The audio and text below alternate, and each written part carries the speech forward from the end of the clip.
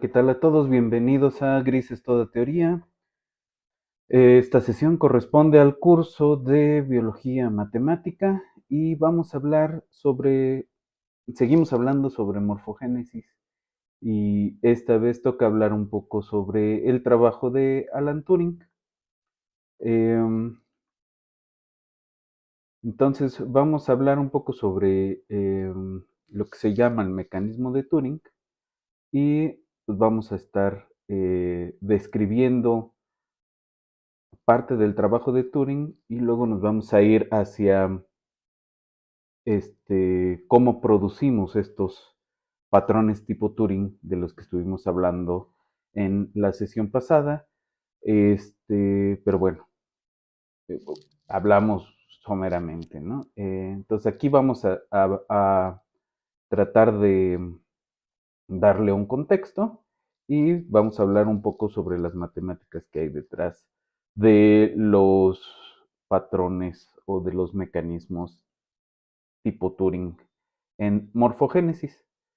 Entonces, vamos a la presentación.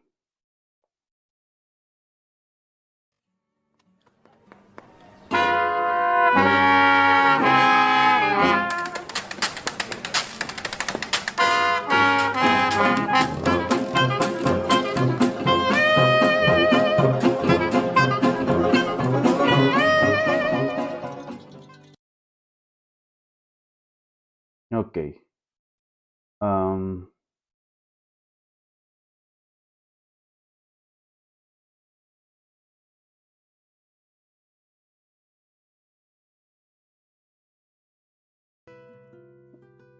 entonces, un poco de lo que quiero hablar acá es de propiamente el trabajo de Turing y qué tiene que ver eso con los modelos de morfogénesis. Entonces, este es Alan Turing, es uno de los matemáticos más importantes por una serie de aportaciones que hizo en al menos 3 campos de las matemáticas con bastante importancia, ¿no? Y uno de ellos es la morfogénesis, es decir, explicar de dónde salen, de dónde surgen algunos de los patrones que tienen en las pieles los seres vivos, ¿no? De dónde salen pues las rayas de los tigres, las motas de los leopardos o las rayas de los peces payaso o de las cebras, ¿no? Entonces, esta es una imagen digamos, esta es una caricatura del tipo de patrones que se quiere o que se pretende simular, y estas son las simulaciones propiamente de este tipo de sistemas. Entonces, hay un librito que se llama Essential Turing o Lo Esencial de Turing, que básicamente son estos, dentro de estos 3 áreas que fueron la criptografía, lo que hoy llamamos inteligencia artificial, ¿no? Y la morfogénesis, ¿no? Entonces, esos 3 temas corresponden con 3 trabajos importantes que tuvo Turing, ¿no? Entonces, es considerado uno de los padres de la computación moderna y precursor de la inteligencia artificial, ¿no? La máquina de Turing, que era una cosa formal que se inventó Turing para tratar de explicar lo que era la inteligencia y que es lo que hoy llamamos inteligencia de máquina, ¿no? Pues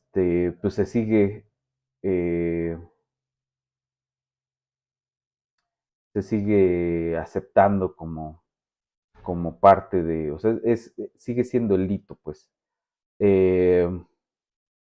Durante la guerra antifascista, estuvo en un equipo que lograron descifrar mensajes de las de la flota nazi, y les permitió ahí adelantarse en algún momento a algunos ataques.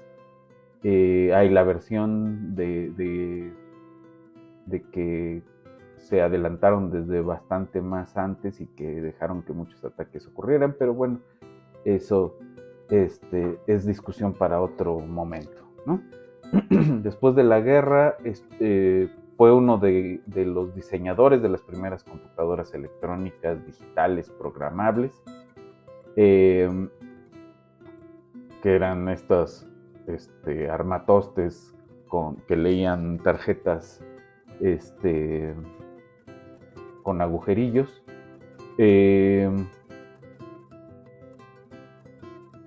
Y en esa época, después de la guerra, pues fue cuando publicó el trabajo donde describe lo que hoy llamamos el test de Turing, que es el criterio con el cual juzgamos a la inteligencia de una máquina, ¿no? Entonces, la prueba es si hay algún mecanismo mediante el cual la máquina puede mantener una especie de conversación respondiendo preguntas ante el humano, y si sus respuestas son indistinguibles de las de un humano, entonces es una máquina inteligente. En esa misma época escribió un trabajo sobre morfogénesis que se llamó Las bases químicas de la morfogénesis. Y bueno, finalmente en 1952 es arrestado y procesado por homosexualidad, que era un delito en ese momento en Reino Unido, y él se suicida, ¿no? Apenas en diciembre del 2013, la reina todavía promulgó un edicto donde se le exonera de ser quien era.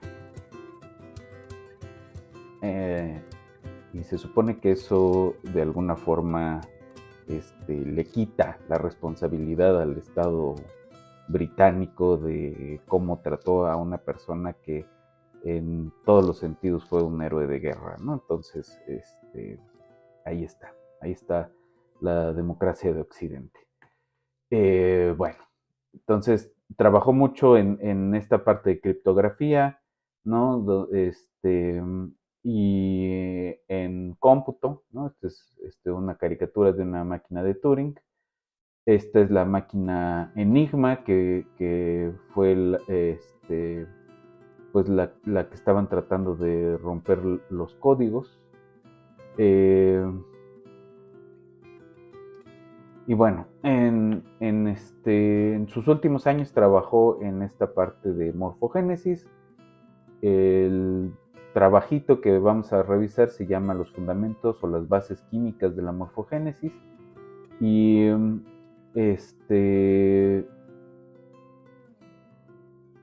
la idea que hay detrás es que existen, según Turing, estas sustancias llamadas morfógenos, que son las responsables de las formas que podemos ver de los fenotipos, ¿no?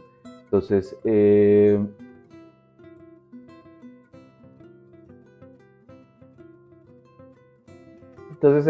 propone un mecanismo de reacción-difusión que puede generar estos mecanismos, ¿no? Entonces, esta es una ecuación de reacción-difusión.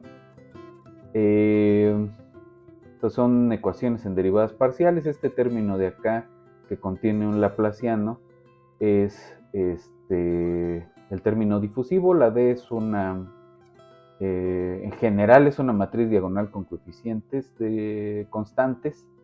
En poquitas dimensiones, pues podemos tomarlo como una constante, ¿no? Finalmente, una constante es una matriz diagonal con coeficientes constantes. Y pues este es el laplaciano, ¿no? Este término de acá es una función continuamente diferenciable que lo que modela es la reacción, ¿no? Entonces, ¿cómo cambia la concentración de U respecto del tiempo? Pues depende de la reacción y depende de un coeficiente de difusión, que lo que decimos es que se difunde según la ley de Fick, que es en la dirección contraria del máximo crecimiento, ¿no? Que es el que representa el gradiente de la concentración. Las soluciones de estas ecuaciones de reacción-difusión muestran un amplio rango de comportamientos. Unos de ellos son las ondas viajeras, es decir, ondas que se dibujan, o sea, tienes un patrón de onda y luego ese se repite un montón de veces. ¿Cómo lo vemos en las ecuaciones? Pues lo vemos como una simetría axial, como una invarianza bajo un grupo de traslaciones, ¿no? Y vamos a ver también ondas de chocorrol. ¿Qué son? ¿De dónde salen esas ondas de chocorrol? Pues justamente del rompimiento de esas simetrías axiales por los mecanismos que vamos a, que describe Turing en su trabajito ¿no? Entonces son patrones autoorganizados, ¿no? Y vamos a poder obtener bandas, hexágonos, o otras cosas más complicadas. Entonces esta es la ecuación de Kolmogorov-Petrovsky-Piskunov, y es el caso más sencillo de estos sistemas de reacción-difusión, ¿no?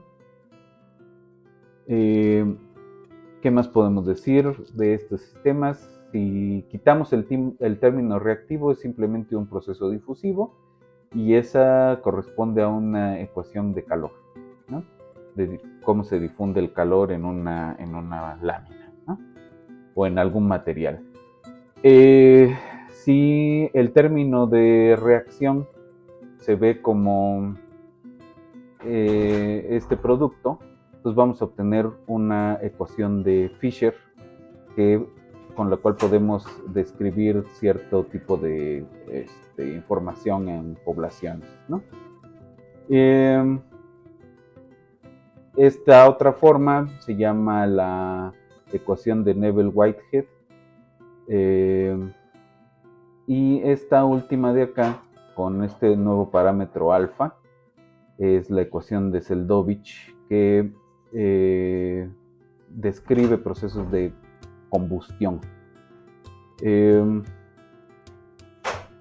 También podemos tener un caso degenerado, que es este polinomio cúbico en U. Entonces, ¿qué tiene que ver estos sistemas con la idea de los morfógenos? Entonces, los sistemas que tenemos que considerar consisten de masas de tejidos que en principio no van a crecer, pero dentro de los cuales ciertas sustancias reaccionan químicamente y a través de esos tejidos se difunden esos químicos, ¿no? Entonces allí ya hay una restricción,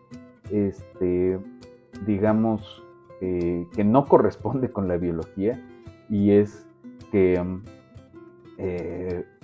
Turing considera solamente el caso en el que estos sistemas, el medio en el que ocurren estas reacciones y esta difusión no va a crecer, ¿no?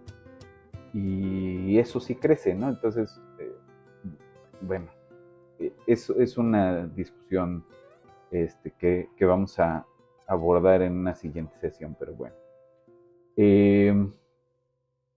Ya en los 40, Waddington, del que hablamos la vez pasada, habló sobre evocadores, ¿no? Que son estas sustancias que se difunden en un tejido y de alguna forma logran que cambie, ¿no? Y que desarrolle ciertas cualidades visibles. Podríamos considerar que los genes son morfógenos, aunque no en el sentido que lo toma Turing. Las hormonas están más cercanas a considerarse los morfógenos típicos, aunque no cualquier conjunto de hormonas es como tal un morfógeno, ¿no? Los pigmentos de piel sí pueden ser morfógenos, ¿no? La melanina y todas esas cosas. Y bueno, puede ser que simplemente los genes sean catalíticos de estas reacciones y nada más, ¿no? Entonces, al determinar los cambios de estado, hay que considerar los cambios de posición y velocidad, que simplemente es fijarse en las leyes de movimiento de Newton, las leyes de la mecánica. Por otro lado, las tensiones dadas por elasticidad y movimientos que provocan presiones osmóticas según datos químicos, las propias reacciones químicas y la difusión de las sustancias, ¿no? Entonces, ahí hay varios problemas con el acercamiento que hace Turing, que por otro lado es bastante sencillo. Por un lado, no considera esta parte de las tensiones y demás, que provocan cambios de curvatura en las superficies que vamos a estar considerando y que se parece mucho más al modelo que vimos en el caso de la Arabidopsis thaliana, ¿no? Por otro lado, la difusión. Estamos considerando en el caso de Turing difusiones constantes, aunque tenemos términos de difusión distintos, y el juego de esos términos de difusión distintos va a ser lo que genere los patrones, ¿no? Pero la difusión podría ser de otro tipo, que es lo que se conoce como difusión anómala y que tiene que ver con patrones obtenidos mediante límites de caminatas de Levy. Ese es otro tema que vamos a abordar cuando veamos un poco cuando veamos quimiotaxis, pero que bien deberíamos estarlo pensando de una vez, ¿no? Entonces, estas es las ecuaciones del mecanismo de Turing. F y G son la parte difusiva y esta es la parte reactiva, ¿no?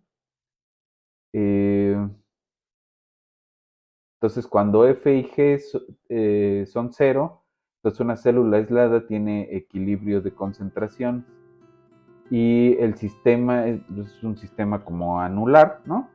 Y ese sistema como de anillitos va a tener algún tipo de inestabilidad de acuerdo con las 4 cantidades A, B, C y D, ¿no? Que se le denominan en el trabajo de Turing las tasas de reacción marginal. Entonces, para M morfógenos vamos a tener una matriz o un sistema de M ecuaciones de estas, ¿no? Entonces podemos las XRs y las YRs transformarlas en sumas de exponenciales con estas cantidades xi s y eta s, y finalmente xi s y eta s se ven lo mismo como estas exponenciales, ¿no? Entonces transformamos el sistema en uno que se ve de esta forma, ¿no? Xi s cambia con respecto del tiempo como esta especie de promedio de unas exponenciales que finalmente se ven como término sinusoidal más un término que solo tiene que ver con la eta y el correspondiente a este otro. Si se fijan, este sistema de dos ecuaciones se parece mucho al de promotores y represores de la Arabidopsis thaliana. ¿Se acuerdan que les dije? Esto abreva de los mecanismos de Turing, ¿no? Entonces, si tomamos PS y P' de S, las raíces de esta polinomial, ¿no? Que es cuadrado en P, y pedimos que RPS sea mayor o igual que RP', entonces las soluciones del sistema van a tener esta forma, ¿no? Como suma de exponenciales, que es exactamente pensar como en soluciones de ecuaciones de onda, ¿no? pues realmente ahí no hay mucho más que hacer. Y A, S, B, S, C, S y D, S tienen que satisfacer este par de ecuaciones. Cuando estos términos son iguales, las soluciones se ven de esta otra forma, ¿no? Es una sola exponencial con un coeficiente que depende de la t. Y cuando sustituimos en las variables originales, obtenemos estas dos expresiones de acá. Aquí tenemos oscilación. Cuando consideramos el tejido continuo, vamos a tener mu y b de esta forma, y el sistema original se va a construir de esta otra forma, ¿no? Entonces aquí ya tenemos el término difusivo y la solución general se ve así, ¿no? H y K más una suma de cosas por E a la I teta, ¿no? Entonces es una solución de oscilaciones, ¿no? Tenemos también un caso estacionario, ¿no? Que podemos adivinar pensando como en estas soluciones de punto fijo. Y en el caso oscilatorio, pues se ven como estas expansiones tipo el oscilador armónico, ¿no? Tenemos acá la frecuencia natural y este término que le hace ruido, ¿no? Entonces, finalmente vamos a obtener los patrones que teníamos antes. Entonces, lo que vamos a ver a continuación, pues van a ser una implementación de esto mismo, pero para autómatas celulares.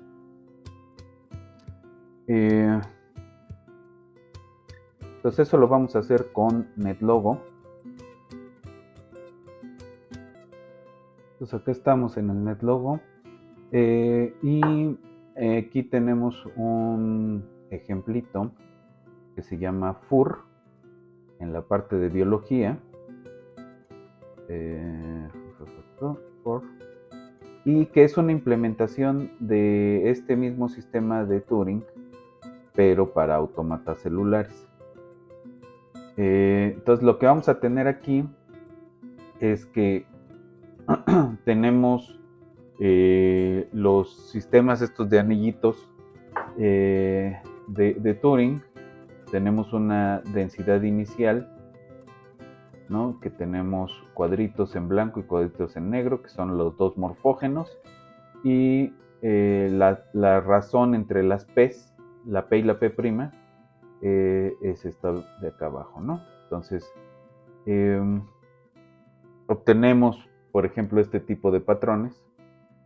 La regla es que se van a transformar dependiendo de estas, si están en la parte interior del anillo o en la parte exterior, y del estado de los vecinos, ¿no? Entonces, si cambiamos estos radios, si los radios son iguales, y en realidad nomás tenemos ahí nos dice, pues eso no tiene sentido, tiene que ser un poco más, tiene que ser distinto, ¿no? Entonces, si cambiamos esto, otra vez nos dice, no puede ser mayor o igual. Entonces, si la diferencia es mucha, ¿no? Si la parte exterior es muy grande, entonces se homogeneiza para las mismas condiciones. Entonces, hay un umbral en el que sí podemos tener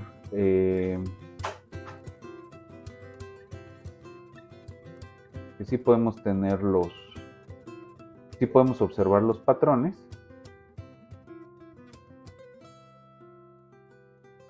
pero debajo de ese umbral se homogeneiza ya sea para el estado blanco o para el estado negro, ¿no?